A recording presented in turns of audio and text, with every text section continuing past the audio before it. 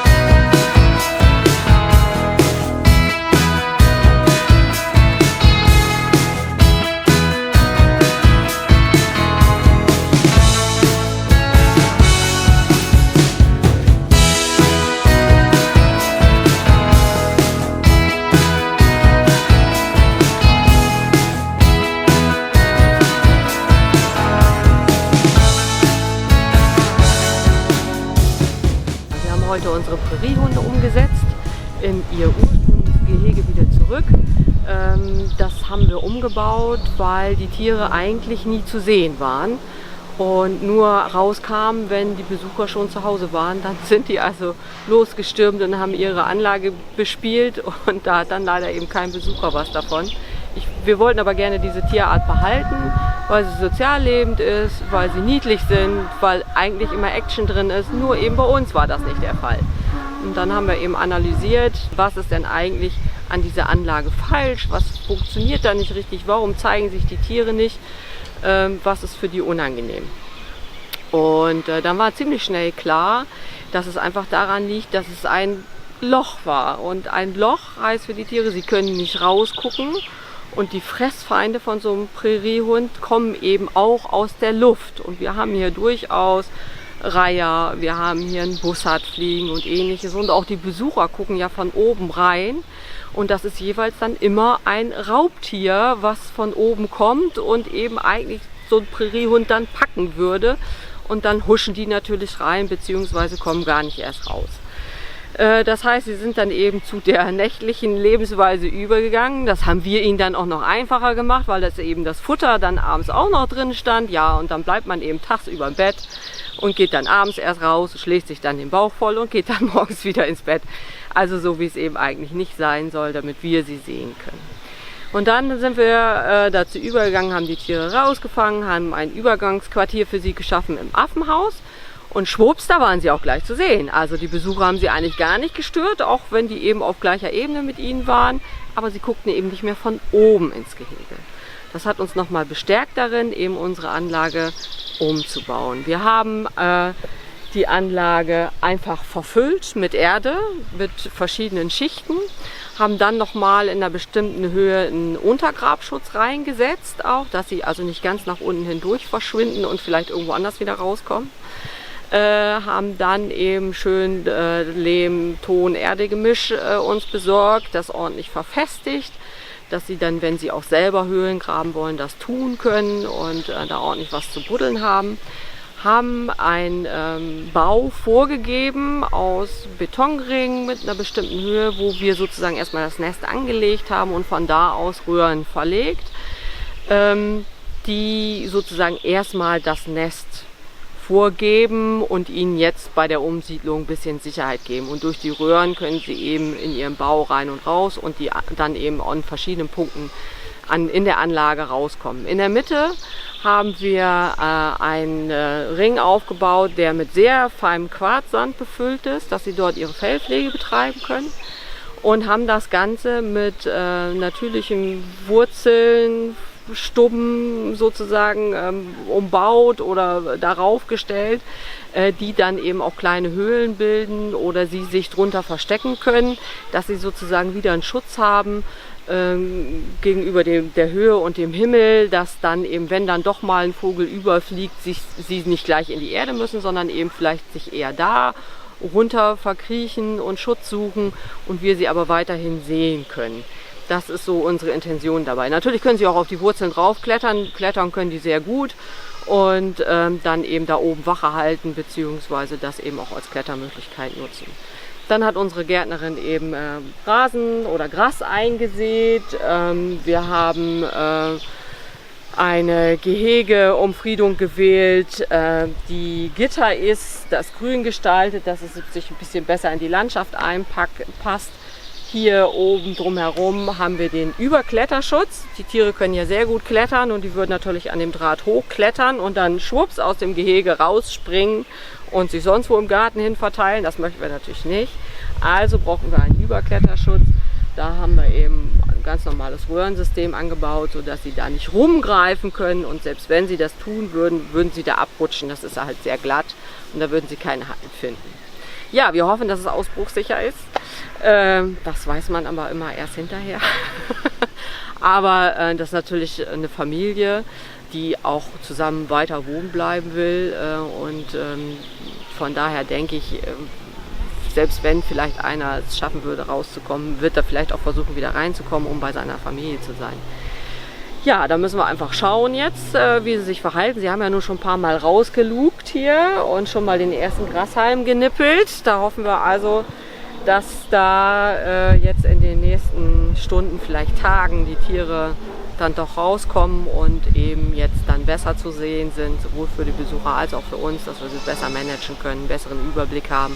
Wie geht's ihnen, wie gesund sind sie, sind noch alle da und ähnliches. Vielleicht müssen wir noch mal an einigen Stellen ein bisschen nachbessern. Das ergibt sich dann immer hinterher.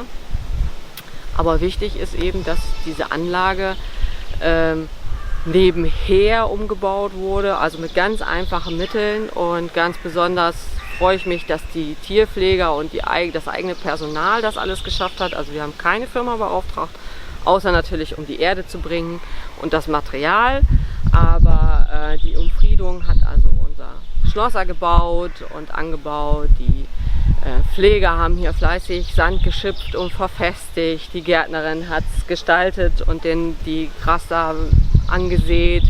Alle gemeinsam haben sozusagen dran gebaut und mitgeholfen, so dass es eben eine gemeinschaftliche Geschichte Gehege ist, weil jeder hat ja auch nochmal eine andere Idee oder wirft auch mal Kritik ein oder sagt, nee, das ist aber ungünstig, das sollten wir vielleicht lieber anders machen oder funktioniert das wirklich so, so dass jeder seinen Anteil daran hat und das, denke ich, führt dann letztendlich zu einer Anlage, die wahrscheinlich auch gut funktioniert.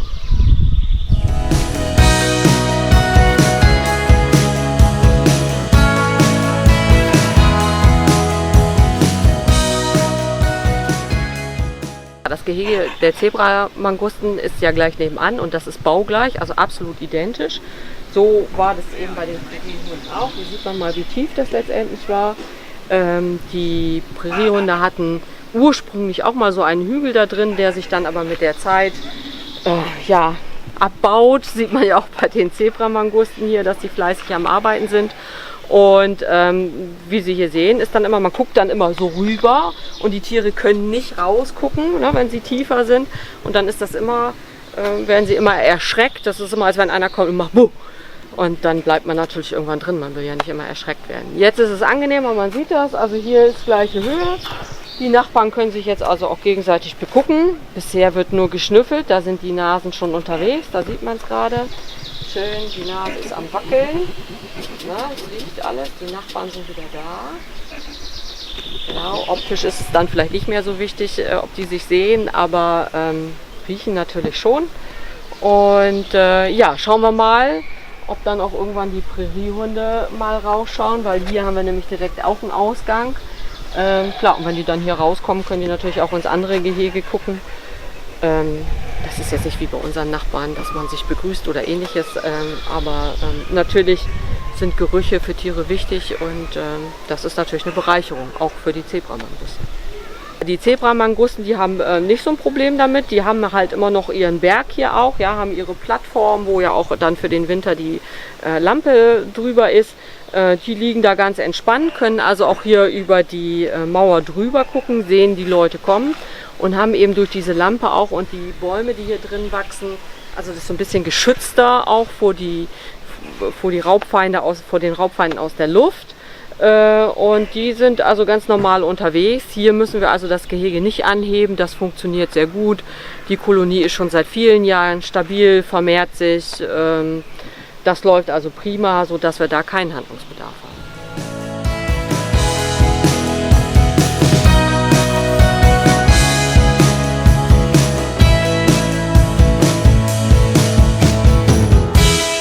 Vergesst jetzt nicht, das Video zu liken und unseren Kanal zu abonnieren, damit ihr kein neues Video mehr verpasst.